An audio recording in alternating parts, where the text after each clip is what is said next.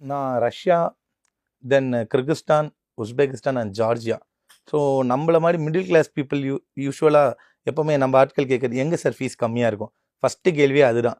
Secondary தான் அவங்க safety food பற்றி கூட கேட்குறாங்க, எங்கே சார் ஃபீஸ் கம்மியாக இருக்கும். ஏன்னா நம்ம ஆட்களால் மோஸ்ட்லி அஃபோர்ட் பண்ண முடியல. ஏன்னா அவங்க அஃபோர்ட் பண்ண முடிஞ்சிருந்தால் இந்தியாவிலே படிச்சிருப்பாங்க. ஸோ அப்ராட் வரதே எல்லாம் எல்லாம் என்ன நினைப்பாங்கன்னா, அப்ராட் போகிறவங்க பணக்காரங்க போகிறாங்கன்னு நினைப்பாங்க. பட் அது கிடையாது. மிடில் கிளாஸில் நம்ம சக்திக்கு மீறி நம்ம பையனையோ பொண்ணையோ எப்படியாச்சும் டாக்டர் ஆக்கிடணும்னு நினைக்கிறவங்க தான் அப்ராடுக்கே வராங்க. ஸோ அந்த அஃபர்ட்னஸ்க்காக தான் அங்கே மெயினாக பார்த்தீங்கன்னா ஜஸ்ட் ஒரு 23 lakhs இருந்தாலே உங்கள் டோட்டல் எம்பிபிஎஸ்ஸே கம்ப்ளீட் பண்ணிடலாம். Fees, tuition fees, hostel, mess, then miscellaneous charges like laundry and இந்த FMG coaching, like visa extension எல்லாமே. I mean A to Z சொல்கிறேன் நான். 23 lakhs இருந்தால் உங்கள் டோட்டல் எம்பிபிஎஸ்ஸே ஜல்லாபாட் யூனிவர்சிட்டியில் நீங்கள் கம்ப்ளீட் பண்ணிடலாம். ஸோ அந்த அளவுக்கு அவங்க ஃப்ரெண்ட்லி ஃபீஸ் ஸ்ட்ரக்சரும் இருக்குது.